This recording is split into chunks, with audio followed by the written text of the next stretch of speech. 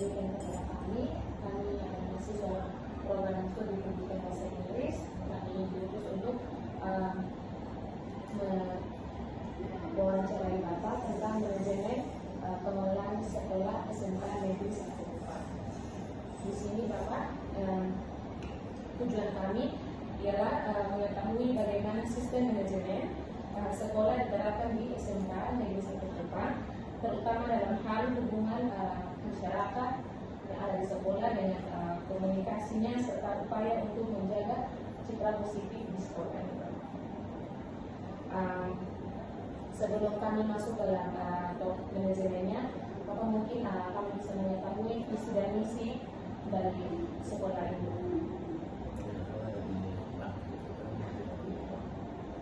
Nanti kalau menyangkut manajemen ini kan kalau secara teori kan tipe-tipe manajemen itu kan ada beberapa kan ya. Kalau sih harus manajemen demokratis. Jadi pekerjaan kan itu dibagi habis. Tidak ada kepala yang kobong. Masing-masing unit kerja sudah dibagi, sudah ditempatkan orang-orangnya. Kemudian masing-masing unit kerja itu membuat programnya. Kemudian kita rapat bersama, penganggaran bersama.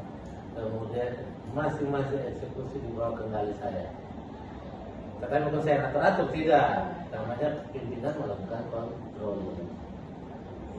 Jadi kepala tidak ada peran. Dan tidak ada membantu kerja sendiri saja. Kalau saya kerja sendiri, saya bisa berjalan dengan kita sekolah yang besar ini. Urus 2.157 orang ini kan tidak dapat 62 rombel, 62 di kelas. Bahkan ada 6 orang, tambah ketua jurusan ada 5 orang, tambah guru-guru itu ada 130-an, tambah pegawai ada 23, jadi 160-an. Jadi tidak, itu yang saya terapkan. Jadi artinya untuk pergesekan-pergesekan itu tidak ada, karena segala sesuatu itu munculnya dari bawah sesuai dengan arah tujuan yang ingin dicapai, yaitu visi dan misi sekolah itu kan. Jadi itu saja. Jadi artinya model penerapannya itu adalah demokrasi terbuka. Segala tugas dibagi habis. Kami akan masuk dalam pertanyaan yang pertama, yaitu mungkin Bapak sebagai pemimpin, apa saja langkah atau strategi yang mungkin Bapak bisa berikan kepada kami dalam memanajemen atau mengelola sebuah sekolah itu, Bapak? Ya, untuk itu memberikan percaya dulu kepada teman-teman bekerja. Saya menentukan, saya sudah tahu dia punya kemampuan. Ya. Kemudian saya memberi ruang dia untuk bereksplor. Apa yang kamu bawa di jurusan ini, kemana? Kan pendanaannya kan didukung dari orang tua dan bos kan. Jadi itu pola saya demikian. Jadi masing-masing mungkin datang masing-masing, tapi kalau yang di rumah masing-masing kerja dia punya, tidak ada tersibuk dia punya. Bapak mungkin dari jawaban yang sudah Bapak berikan, apakah sekolah juga membuat suatu organisasi yang mendukung organisasi baik guru maupun siswa yang mendukung manajemen sekolah, pengelolaan sekolah ini? Jadi bukan hanya Bapak sebagai pemimpin yang mengatur, tapi ada mungkin dari siswa atau guru yang mungkin membuat suatu organisasi untuk membantu manajemen sekolah. Ya, kalau organisasi itu tidak ada di organisasi lagi. Ya, kalau siswa, organisasi siswanya adalah OSIS kan. Jadi membantu mendukung terhadap program sekolah di bidang kesiswaan dalam membentuk karakter, sikap, kemudian pembentukan pencapaian kompetensi itu lewat karakter dan sikap yang baik itu. Kalau guru tidak, kita bernaung di dalam asosiasi yang guru itu PGRI, ya. Jadi tidak ada organisasi tandingan di dalam. Nah, itu. Bapak, jadi saat ini Bapak saya mau bertanya bagaimana Bapak sebagai kepala sekolah memotivasi guru dan staf agar mereka bekerja sesuai dengan tujuan sekolah. Ya, artinya memotivasinya, artinya dia memberi kepercayaan dulu, itu saja. Ya. Kan habis tahun kan evaluasi masing-masing kerja. Program apa yang kamu sudah laksanakan? Bagaimana capaiannya? Apa yang sudah Anda lakukan evaluasi untuk ke depan mau bagaimana lagi? Baik Bapak, terima kasih. Pertanyaan selanjutnya, apa harapan Bapak terhadap perkembangan manajemen ke depan? Ya, harapan saya paling tidak yang sudah berjalan di sini yang sudah baik ya. Semenjak saya menjabat juga ya kondisinya sudah demikian. Ya.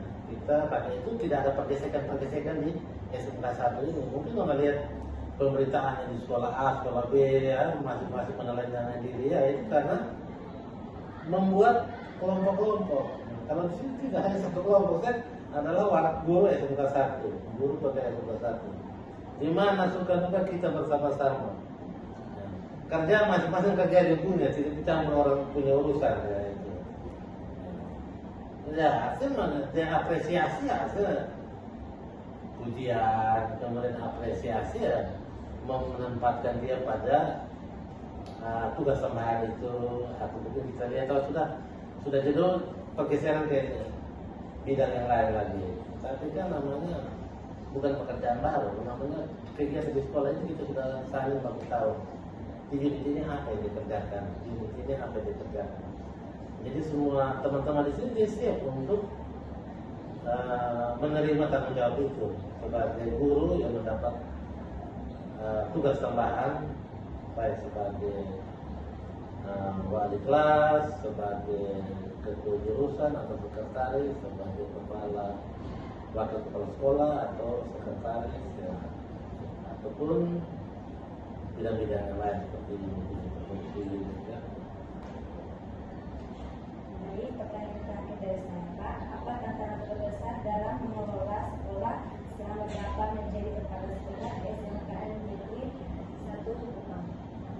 Ya tantangan kita bagaimana kita menghasilkan anak-anak yang siap kerja, siap berwirausaha, dan siap melanjutkan. Ya otomatis seperti satu pohon ya, buahnya kan mungkin semuanya baik ya. Ada satu dua yang rusak, tapi ada satu dua yang kepala batu. Tetapi prinsip saya, artinya saya mendorong kepada teman-teman pola mengajar kita ini kalau belum masuk mengajar bagaimana anak ini bisa menguasai keterampilan dia bisa.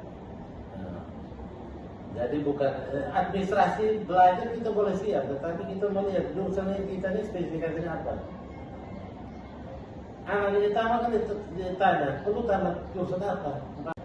Anak ini tamat kan ditanya, perlu tamat jurusan apa? Umpama keuangan ya, coba lu buat ini laporan keuangan kalau itu sudah bisa atau tidak? Kalau bisa ya betul dia jurusan keuangan kan?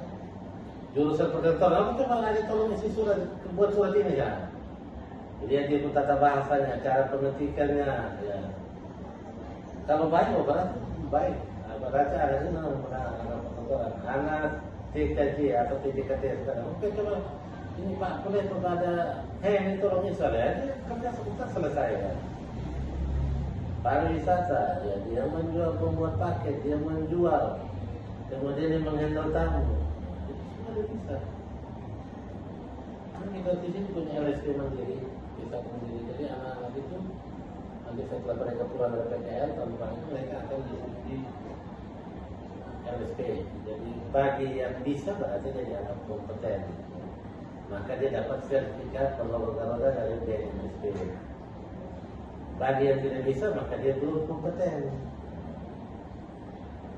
Bahkan di sekolah jenjang ini itu ada di NPT, Sultan Soe Keva, Tua Alor, Flores Timur, Maumere, Manggarai, Sumba Timur, kalau itu protes sabu. Berarti itu hal-hal yang kami buat di sini yang semenjak peninggalan senior-senior itu yang kurang ya saya benahi, tingkatan gas tambah lagi kan, maka supaya SMK 1 itu tetapnya ada. Dan yang terbukti anak-anak kita ke kuliah lagi itu beda dengan mata-mata yang lain. Maka kita buat kelas industri, kita bekerja sama di mitra-mitra industri, itu pembelajaran sudah mengarah sesuai dengan apa yang ada di industri itu, tanpa memungut biaya, menggunakan dana yang ada di biaya tambahan. Nah, memang kedua ya, masing-masing SMK harus punya target yang berbeda karena kita anggap sekolah lain kompetitor kita, jadi kita harus beda. Dan pertanggungjawaban kepada orang tua ya loh, anak-anak yang menghasilkan. Maka dengan itu, animo masyarakat termasuk di sini tidak berkurang bahkan bertambah. Kenapa demikian ya? Karena masyarakat menilai apa yang kita buat itu baik. Kita tidak mau membeli barang yang tidak baik. Kan? Jadi itulah intinya adalah kepercayaan penuh kepada teman dan pekerjaan sebagai hadis. Tidak ada curiga-curiga. Masalah keuangan semuanya terbuka, tidak ada yang bilang karena masing-masing unit kerja dia program, kita menentukan anggaran sama-sama. Oke, kita print menurut unit kerja, saya tanda tangan serahkan. Lu lihat, oh bulan depan saya memprogram ini, oke, dia buat draft, nah saya lihat hasil, ada perubahan-perubahan, memperbaiki, eksekusi jalan. Saya seperti kalau harus pilih makan di sini, pilih kata di sini, saya tidak usah itu. Yang penting pekerjaan jalan, selesai kerja, buat laporan kegiatan, buat laporan keuangan. Laporan kegiatan kasih, saya tanda tangan, lampirkan dengan laporan keuangan bahwa kegiatan sudah berjalan. Sama kayak DP kalau siswa yang bermasalah, saya beri surat tugas untuk pergi. Sampai di sana ada dokumentasi foto lu dengan orang tua, kemudian lu pulang lu buat laporan singkat apa catatan apa dengan orang tua, dikasih masuk, dilampirkan dengan kwitansi lu buat transfer itu. Jadi begitu sudah. Tahu kalau semua yang dilakukan secara terbuka dan tanpa dedikasi, tidak membuat kelompok-kelompok, maka akan aman. Dan kepala juga pulang tidur tenang kata. Iya. Kan tidak ada kepentingan mereka terbang oleh tipu apa lagi. Dan kita sudah berbuat satu kali tipu, maka kita akan tipu yang kedua, ketiga, keempat, kelima. Yang terakhir orang bawa ke 10. Baik Bapak, mungkin kami sudah banyak mendapat manfaat dari bagaimana Bapak sebagai pemimpin mengelola SMK Negeri 1 ini dengan baik. Sampai memang SMK 1 ini dikatakan SMK unggul, itu selalu akan ada masyarakat yang menawarkan pendapat seperti itu. Jadi Bapak terima kasih banyak atas waktu dan kesempatan sudah diluangkan kepada kami dengan penjelasan-penjelasannya. Informasi dari Bapak ini sangat bermanfaat dan akan menjadi hal dan bahan yang penting bagi kami ke depannya tentang